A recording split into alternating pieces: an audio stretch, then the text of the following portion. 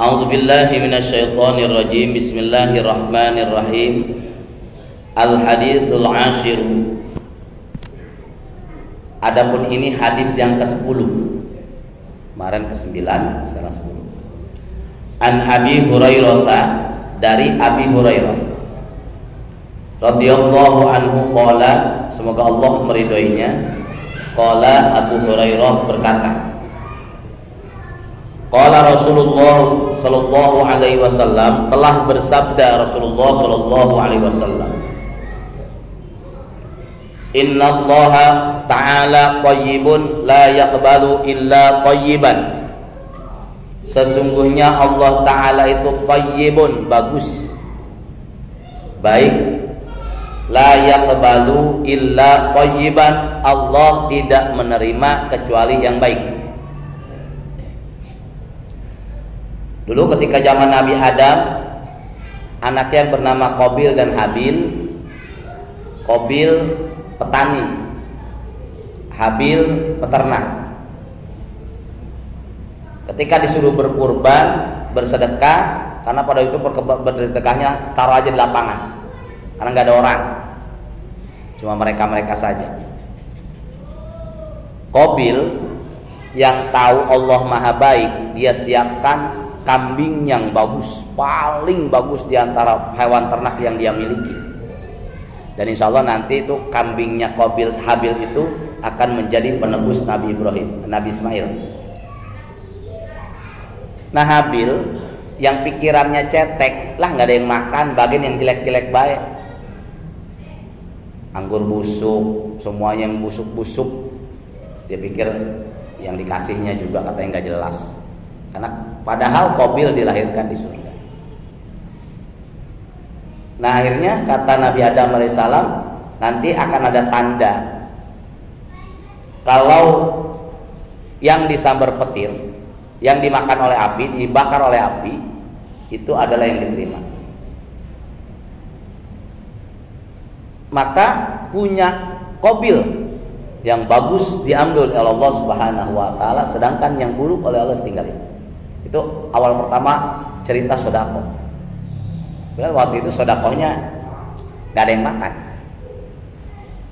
Nah, inilah tentang innallaha ta'ala thayyibun la yaqbalu illa thayyiba. Allah itu baik, bagus, tidak menerima kecuali yang bagus-bagus.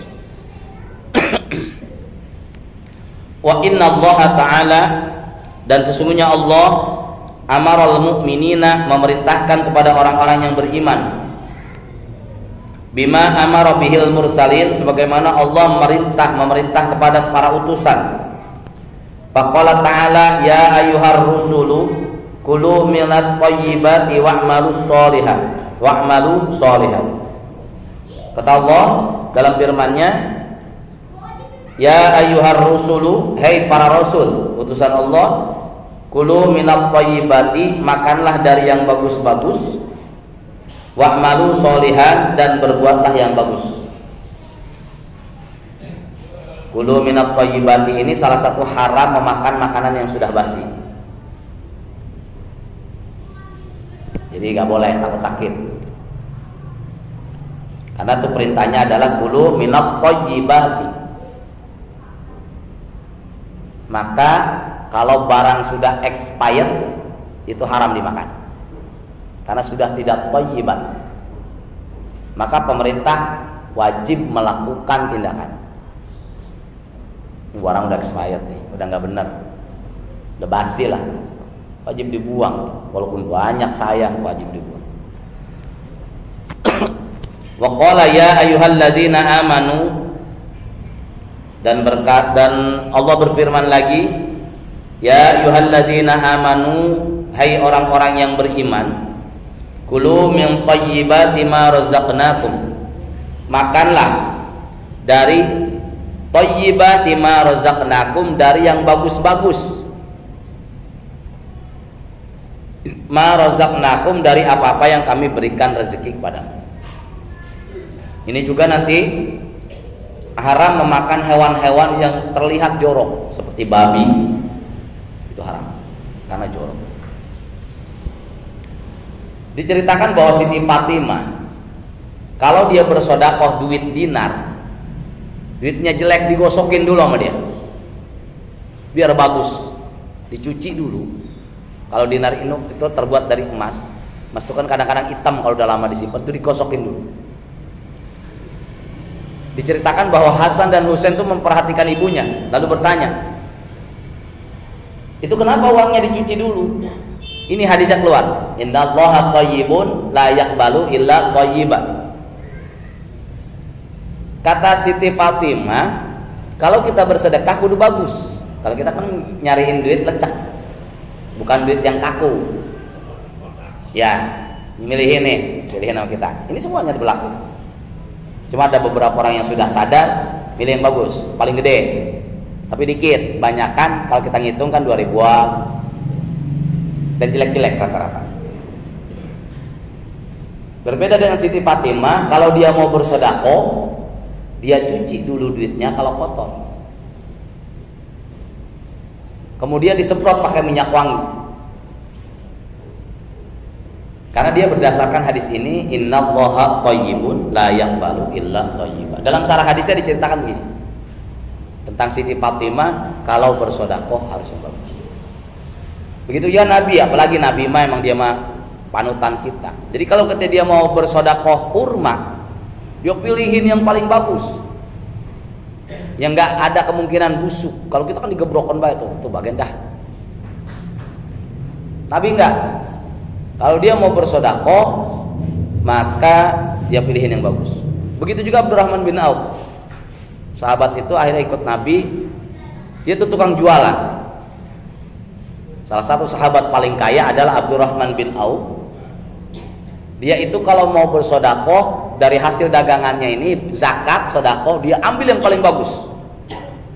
Kalau dia mau zakatin korma, yang bagus-bagus dipilihin buat zakat. Sisanya baru dijual. Saya waktu ketika jadi panitia zakat di sini pernah dikomplain tentang harga zakat. Padahal hadisnya udah benar. Kan zakat ada yang 35.000, ada yang 50 dan sebagainya. Ada yang komplain. Kalau pemerintah udah segitu mah segitu aja, jangan suka nambah-nambahin. Bukan nambahin. Ini hadisnya adalah kalau kita bersedekah, apalagi zakat hukumnya wajib, maka harus yang terbaik. Kalau yang paling bagusnya itu zakat fitrah harga 100.000, pilih yang itu. Ini kadang-kadang pilih yang paling murah.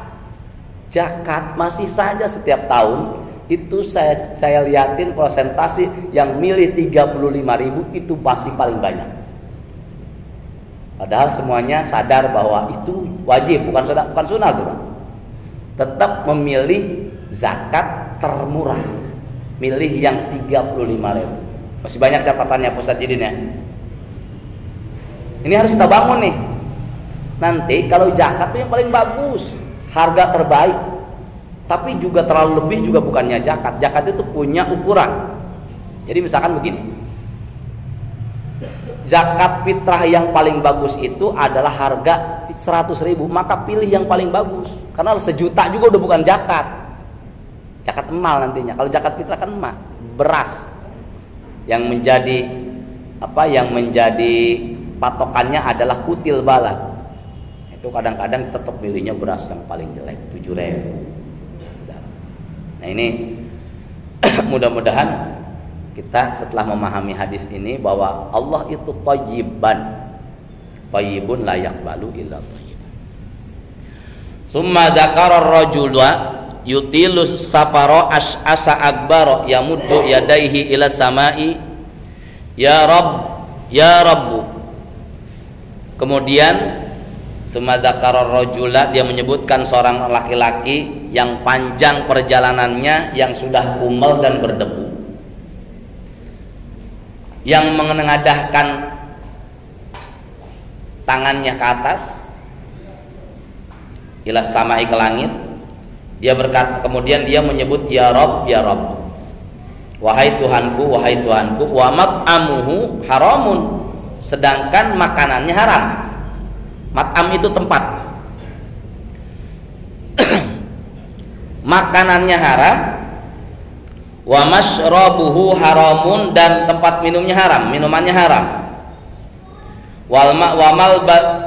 basuhu haramun dan pakaiannya haram, wa gudiya bil harami dan dia sarapan pagi dengan yang haram, fa anna yustajabu lahu, bagaimana dia bisa diijabah?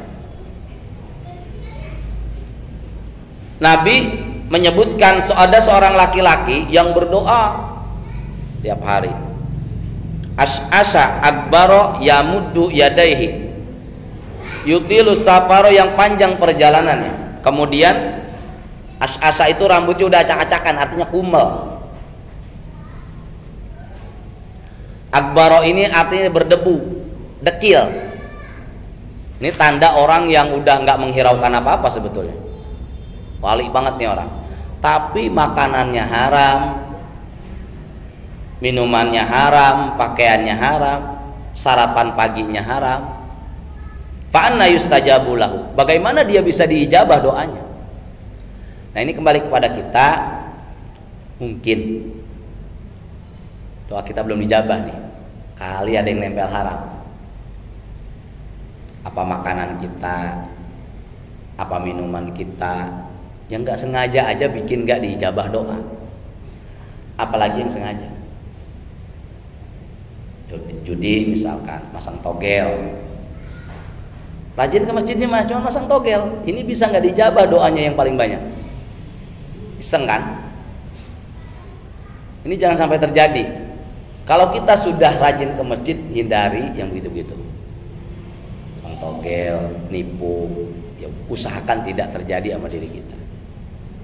Kalau nipu kan kita kadang-kadang nggak sadar, tapi kalau judi itu kan mau game, mau togel dan sebagainya, itu kalau itu disengaja dan itu ada niat, innamal a'malu binniyat, yang jelas berarti itu dipastikan akan menghalangi doa. Itu ya. Jadi ada seorang lelaki yang perjalanannya sudah panjang, artinya tapak, kemudian rambutnya sudah kumel, berdebu, artinya orang yang sudah banyak berdoa kepada Allah, puasa baik, tapi makanannya haram, nggak bakal dijabah sama Allah. Kemudian minumannya haram, nggak dijabah juga. Nah, ini kan masalah masyrob. Ini orang-orang udah di masjid semua lebih hati-hati. Kullu muskirin haramun, setiap yang memabukkan itu haram. Wa kullu muskirin al khamru, setiap yang memabukkan itu khamar. Nah, khamar itu adalah sesuatu yang dibuat dari peresan anggur Malaga berarti. Maka orang-orang yang sudah rajin di masjid, jangan sekali-kali minum jamu campur anggur, karena itu bisa menghalangi doa. Karena walaupun bagaimana, anggur Malaga itu adalah khamar, lagi Birma, itu ya. Kita kadang-kadang kan minum jamu, sering banget kalau minum jamu, wanti-wanti ke tukang jamu, jangan pakai anggur. Anggur itu sudah dipastikan khamar. Kita yang sudah sering ke masjid ini, hati-hati kalau minum jamu, itu bisa menyebabkan doa kita terhalang. Masrob ya. Malbas, orang laki-laki itu dilarang menggunakan sutra. Ini kalau mau sholat ya, kalau mau kondangan mau boleh kali. Kalau kita mau sholat, mentang-mentang suruh yang bagus, sutra nggak boleh dipakai. Batik tuh biasanya mengandung sutra yang harganya 500 ke atas, maka jangan dipakai sholat. Mungkin ada yang punya tuh satu. Batik yang mengandung sutra jangan pernah dipakai sholat, karena sutra itu dilarang untuk laki-laki. Nah, ini juga malbas. Malbas haram itu bukan berarti dia boleh nyolong doang, emang ada yang zatnya haram. Sutra itu buat perempuan diperbolehkan, tapi buat laki-laki tidak diperbolehkan kalau buat sholat. Emas itu bagus untuk dipakai, tapi laki-laki dilarang pakai, kata hadis itu mah. Kalau kita sudah sering ke masjid, walaupun katanya ada yang perbolehkan, tapi dasarnya nggak boleh laki-laki pakai emas atau perak. Dasarnya tidak boleh, maka dikhawatirkan doa kita tidak terijabah. Walaupun katanya ada kalau dikit mah boleh, nggak tahu deh. Pokoknya dasarnya nggak boleh pakai emas laki-laki. Wadon yang boleh marah perempuan. Ya kita saya lihat sih di sini nggak ada yang pakai emas. Tapi kalau sutra ada, karena kita kelihatan sutra itu. Itulah malbas. Hati-hati malbas yang diharamkan, pakaian yang diharamkan, tempat minum yang diharamkan, makanan yang diharamkan. Jangan sampai yang kita anggap ini boleh-boleh saja ternyata tidak boleh. Kalau boleh nyolong, babi itu mah jelas. Ini yang kadang-kadang kita anggap boleh ternyata kan nggak boleh dalam ibadah. Jadi salah satunya sutra itu tidak boleh oleh laki-laki dipakai dalam sholat. Emas kalau sholat buka dulu. Kalau pengen pakai emas buka dulu, karena emas itu tidak boleh dipakai oleh laki-laki. Pengen pakai terus, tapi kalau sholat kalau bisa jangan dipakai. Kalau yang mengandung unsur emas atau perak buat laki-laki. Begitu, sampai di sini alhamdulillah. Rawahu Muslim, hadis riwayat Muslim. Hadis ke-10 ini mudah-mudahan kita para jamaah Masjid Al-Ihsan berupaya menjadi lebih baik dari yang sudah baik. Ya, kalau baik udah baik lah orang masjid mah. Mudah-mudahan kita berupaya lebih baik meningkatkan kualitas iman dan ibadah kita. Karena kita masih kurang semuanya. Belum ada yang sempurna. Mari kita berdoa kepada Allah Subhanahu wa taala agar Allah tetapkan iman dan Islam kepada kita semua. Jangan cabut hidayah yang sudah ada dalam hati kita. Jangan tinggalkan kita dalam keadaan su'ul khotimah. Semoga kita mati dalam keadaan husnul khotimah. Al-Fatihah. A'udzubillahi minasyaitonirrajim. Bismillahirrahmanirrahim. Alhamdulillahirabbil alamin arrahmanir rahim maliki yaumiddin. Iyyaka na'budu wa iyyaka nasta'in. Ihdinas siratal mustaqim. Siratal ladzina an'amta 'alaihim ghairil maghdubi 'alaihim waladdallin.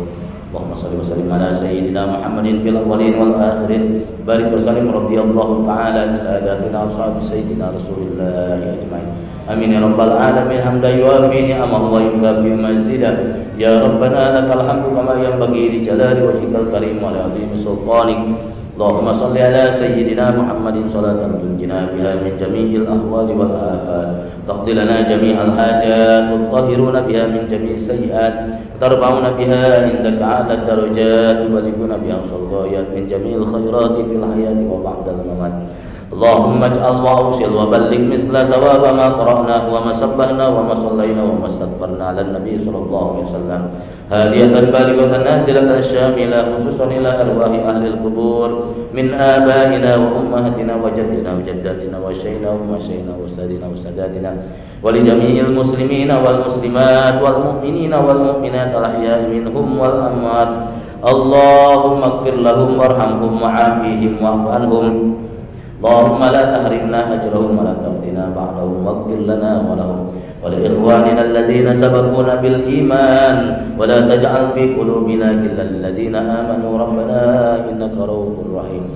Rabbana la tuzigh qulubana ba'da idh hadaytana wa hab lana min ladunka rahmatan innaka antal wahhab. Rabbana hab lana min azwajina wa dhurriyyatina qurrata a'yun waj'alna lil muttaqina imama. Rabbana atina fid dunya hasanah wa fil akhirati hasanah wa qina adzaban nar. Subhana rabbika rabbil izzati amma yasifun. Salamun alal mursalin walhamdulillahi rabbil alamin. Qabul. Wallahul muwaffiq ila aqwamit thariq. Wassalamu alaikum warahmatullahi wabarakatuh.